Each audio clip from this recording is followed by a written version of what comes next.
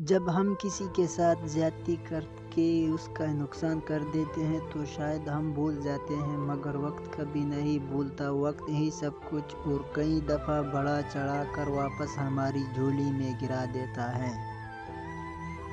زندگی میں دو لوگوں سے دور رہنا، ایک مصروف اور دوسرا مغرور، کیونکہ مصروف اپنی مرضی سے بات کرے گا اور مغرور اپنے مطلب سے یاد کرے گا۔ جب بھی کسی کو دعا دو تو دل سے اور خلوص سے دو، کیونکہ دعا سب سے پہلے آپ کے حق میں قبول ہو جاتی ہے۔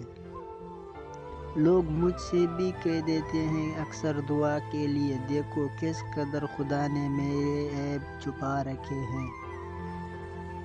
اپنے بچوں کو بتاؤ، الفاظ کی زندگی انسان کی زندگی سے زیادہ طویل ہوتی ہے۔ روحیوں کی تکلیف جب روح میں اتر جائے تو الفاظ اس کا مداوع نہیں کر سکتے۔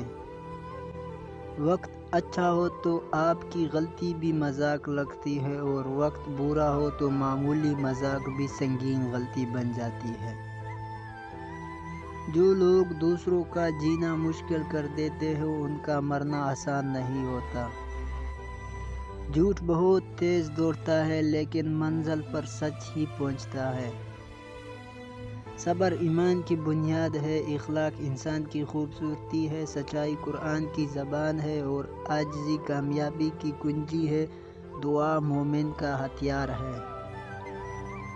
وضو سے شکل، قرآن سے عقل، اور نماز سے نسل پاک ہوتی ہے۔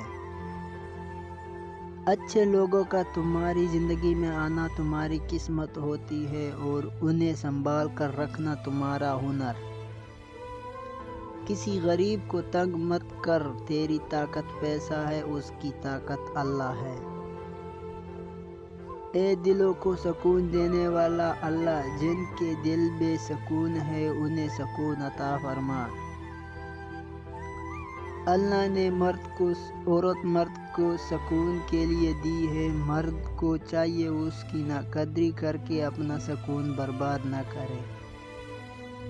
اگر آپ کسی کی کمی کی وجہ سے اس سے اچھائی لینا چھوڑ دیتے ہیں تو نقصان آپ کا ہوا، اس کا نہیں۔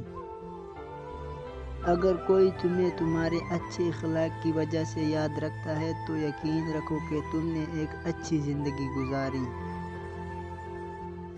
شکر ادا کرنے کی وجہ نہیں ڈھونڈنی چاہیے بلکہ عادت ڈالنی چاہیے، کیونکہ شکر گزار لوگوں سے اللہ بڑی محبت کرتا ہے۔